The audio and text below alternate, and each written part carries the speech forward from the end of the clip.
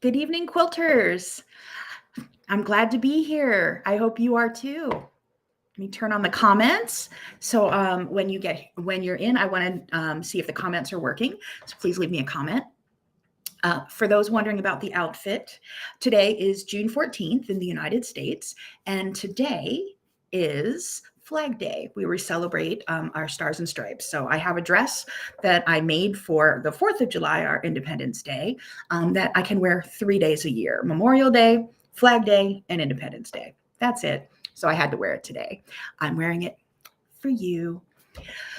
So today we are working on lesson 7 of our feather along, and I'm really excited about that because tonight is a fun one. Tonight is a feather that is an edge to edge around the quilt. We've talked about forming the feathers, putting them on spines, putting them on wreaths. We've talked about traditional feathers and flexible feathers. So tonight we're going to put flexible feathers all over a quilt. And a reminder, leave me a comment when you get here, just so I know the comments are working. And I have a guest here. If you hear any noise coming from the sewing room behind me, I have a quilter guest who might be making her way out now. It's my friend Terry Lucas came to visit me for a few days, so we're sewing together. And I was just going to check your comments, and then I'm like, she's talking about me, so I should just go see her. You should just go see me. Hello. I'm going to ask you to turn the oven on to 425 too.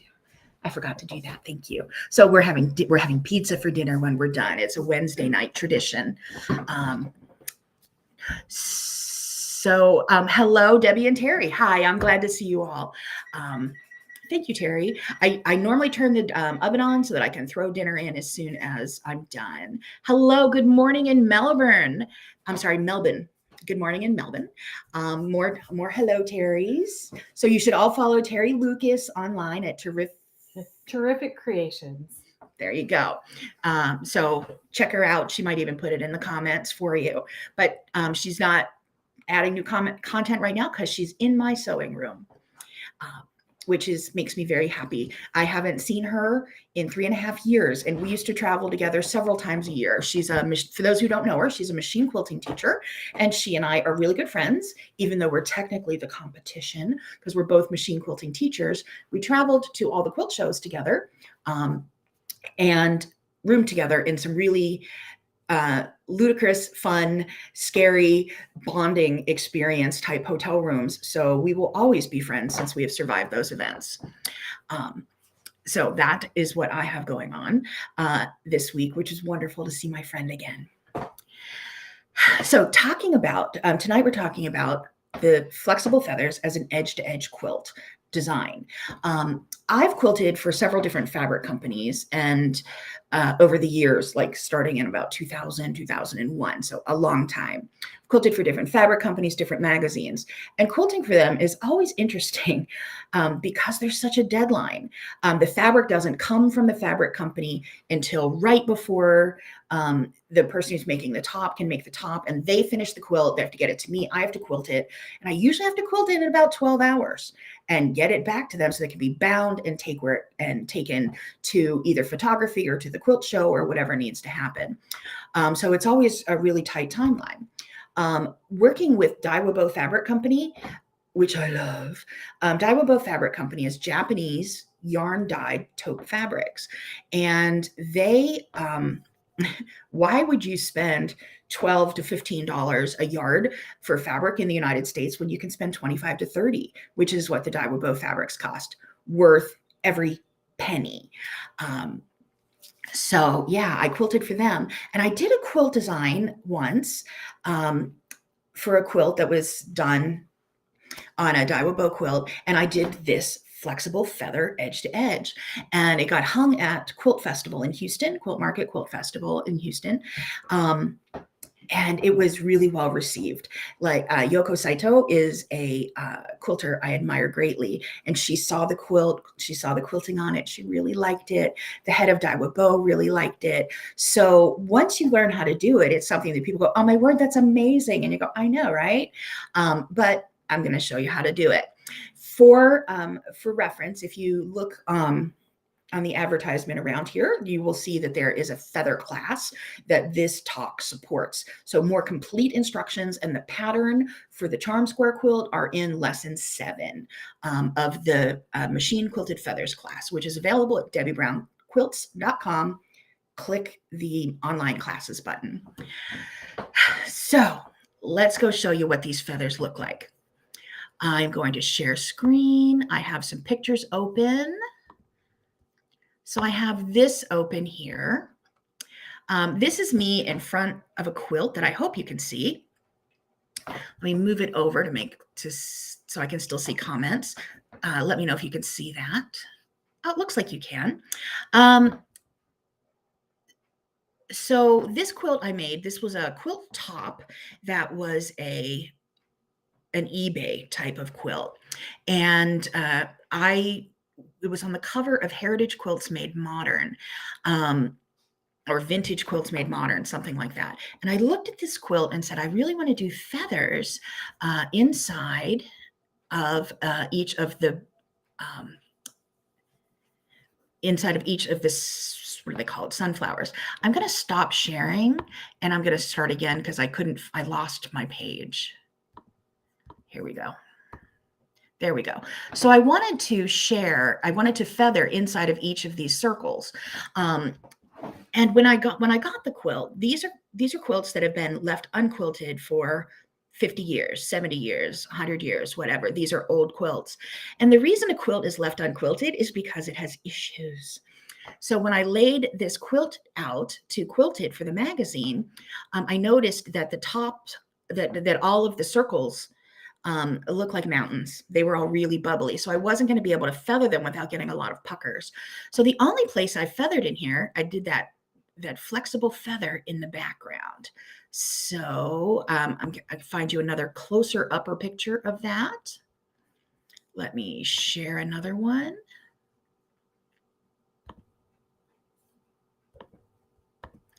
Here we go. So this is the quilt of the cover of Heritage Quilts Made Modern from, I believe that was from McCall's Quilting. I think they still have that available as a digital download, but it's from years ago. 2014 that I made that. I quilted those 2 quilts. There were 2 quilts I had in the magazine, and I quilted both of those in the month that I was supposed to have a month off of work to quilt them before my grandson was born, and he ended up early. So I quilted them very quickly right when my grandson was born. So that's the quilt on the cover. And let's see if we can see more of the quilting here. This quilt was used by Handy Quilter for advertisements for one of their Handy Quilter academies. So I have this quilt on tote bags. I have this quilt on lunch boxes. I have this quilt on eyeglass cleaners. It was all of their advertisement for the year. But the feathering ran in and out of here, and the flexible feathers make that work really well. I have this quilt as a bedspread. It's in my collection. I might sell it at some point, but I'm kind of fond of it. So let me show you more pictures. Back to the studio.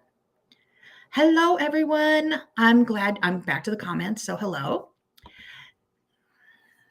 And here we are. No. Here we are. Okay, I will share this. So this is another old one. Sorry for the ads you're seeing on my screen. I don't look for anything embarrassing, and I'm married to a drummer, who was on my computer, so all of the ads are his. Anything that shows up is his fault. So this is Lucky Charms. It was a free pattern by Pat Sloan. And I quilted the center of this with the feathers. So I'm going to show you what that looks like. So those feathers ran in and out of the applique and really made the applique pop out nicely. And then I'm going to show you back up at the top. So this is the back of the quilt, and the feathers really, you can see that they make the applique stand out on the back and the front, and the feathers are in here, those flexible feathers that are edge to edge.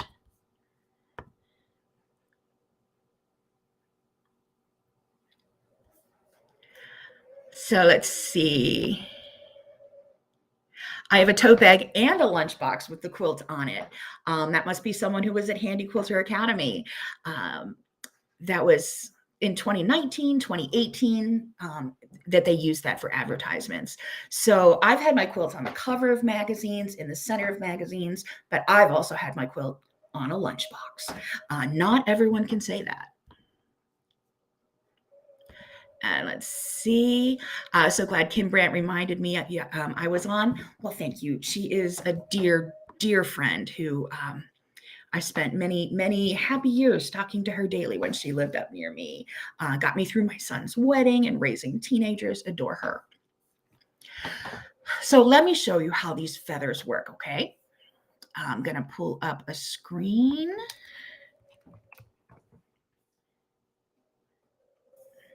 Technology, it takes a second.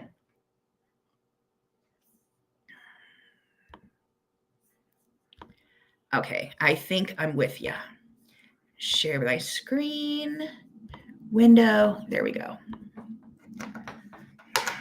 So that's my quilt, and everyone always asks, what is my drawing program? This is Word. I'm really high tech. So when I work on these feathers, I start with a spine, and I take a, why is my pen being dumb? And I do a really big meander across a section of my quilt. If I'm doing this as a background design, I'll do a small meander. Like some of the feathers are down to about 1/4 of an inch feathers, but some of the spacing in here, that might be 8 inches. So it's a pretty big meander, just wiggling around to make a spine. And then I'm going to start making those flexible feathers. And as a reminder, flexible feathers go up and out to the edge, around a circle out here, and then back. And I can do a short one and a bigger one and a short one and a bigger one and a bigger one and an even bigger one. And the idea is to fill the area like so. And little.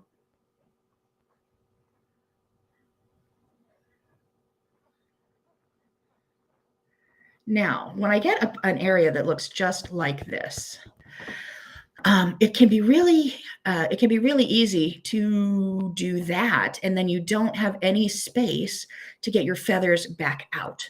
So if you're new to this, maybe draw a little bit of a chalk line down the center so you leave yourself an escape hatch,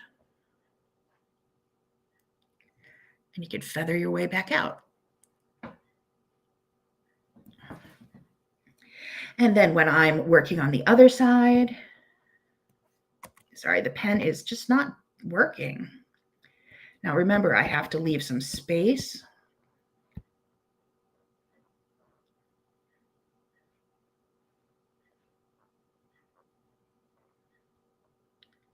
Like so.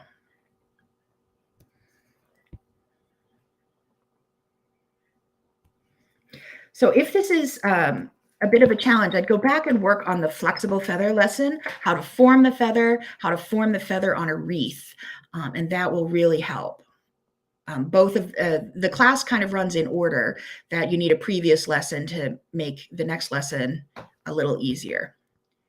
So that is how I work and get the feather all over the quilt. Hopefully that makes sense to you. Let me come back and say hi. Hello, did that make sense? Has anyone quilted that on their quilt? Oh, it looks like there's a Tara here. Hello, Tara. If you've quilted this on a quilt and it's something you're comfortable with, it can be a way to show off without working that hard, because it's one design and just repeat it again and again and again and again all over the quilt. In the class, I have you make a charm square quilt, which is like a baby quilt size. It's 2 charm packs sewn together, and practice this through there. And by the time you're done, especially on a charm square quilt, it is, it's usually busy enough fabric, unless you're using solids. Most of my charm squares are heavily printed, that people aren't going to judge you too harshly, which is kind of nice. Let me pull up a photo. Give me just a second.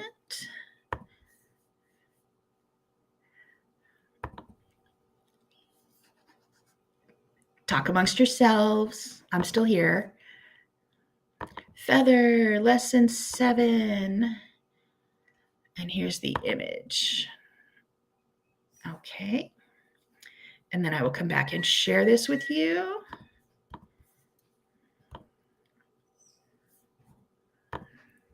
Here we are.